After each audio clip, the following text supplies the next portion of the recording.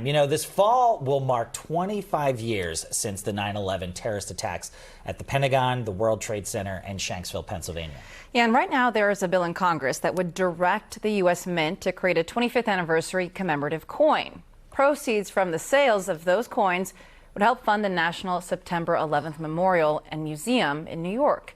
The memorial has faced significant financial struggles since it opened in 2014. But the bill passed by the House last month only includes funding for the memorial in New York.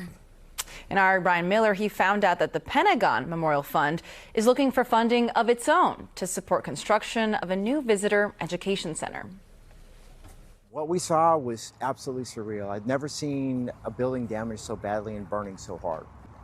The smell between jet fuel and after a few days, some of the smell. And for Pentagon first responder Robert Gray, the impacts of 9/11 continue, similar to what's experienced by those that responded to Pennsylvania and New York. That we all were dealing with. It's hard to deal with that, but we kept on working. That's our job, right? We remain the only attack site. Executive Director of the Pentagon Memorial Fund, Joseph Kornoff. To help support and educate the million visitors that we have coming to our memorial every year. Executive Director Kornoff believes in the importance of changing the narrative surrounding the site of the attacks on the Pentagon on 9/11. 10,000 people showed up the next day, including my mother, to go to work, to formulate America's response to that and keep our nation safe.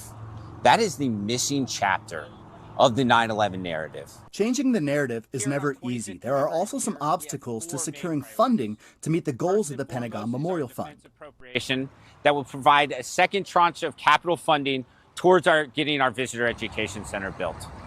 Second is the 25th Commemorative Coin Bill Act.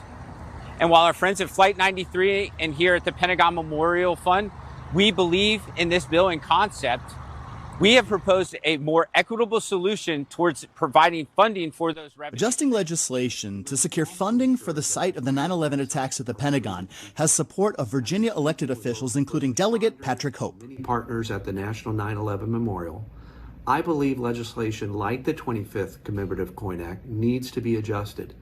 Each site must be treated the same way because each of these communities suffered in its own profound way. At the Pentagon Memorial in Arlington, Ryan Miller, News 4.